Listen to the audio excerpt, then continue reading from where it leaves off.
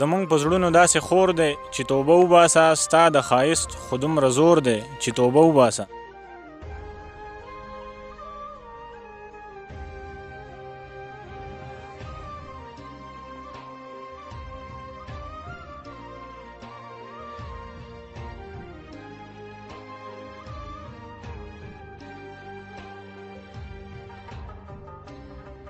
فضل وم د ودان عثمان خیل وی د ځمکې غم دې مونږه تر پلک راوړی دی، د ځمکې غم دې مونږه تر پلک راوړی دی، غوږ ونیسه جانانه زړه مې ډک راوړی دی.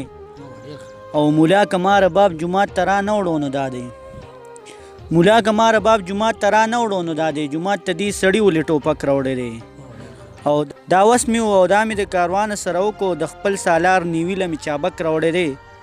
او تا وی زمینه نه کوم تصویر دی واپس واخله، تا وی زمینه نه کوم تصویر دی واپس واخله، ما نه راوړو خو ما په دغه ټک راوړی دی.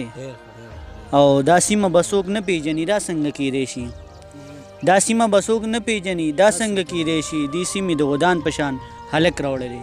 د دې نه بس به موږ ته فضل عمر مخلص صاحب غزل وایي. ډېر شکریه فضل عظیم پر هر صاحب، زما خو شاعرۍ سره داسې شوق نشته، او اسرارتل صاحب مې ډېر زیات خوښ دی او کلام یې م اورم.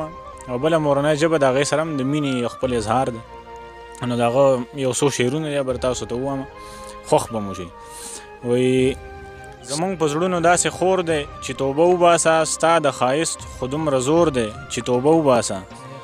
زمونږ په زړونو داسې خور دی چې توبه وباسه، ستا د ښایست خو دومره زور دی چې توبه وباسه.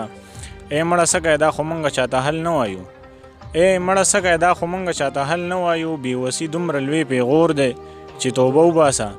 وی سوات ته به درشمه خو غر ته درختلی نشم، پر هر صاحب وی سوات ته به درشمه خو غر ته درختلی نشم، ستاسو خو داسې ځای کې کور دی چې توبه وباسه. او آخري شعر دی چې ای لیونیه ته پې ما جوړې بې وخته وجنې، زما خو داسې شکي رور دی چې توبه وباسه. به د آخري شعر به زه ستاسو ټولو نه اجازت وغواړم. د الله په امان.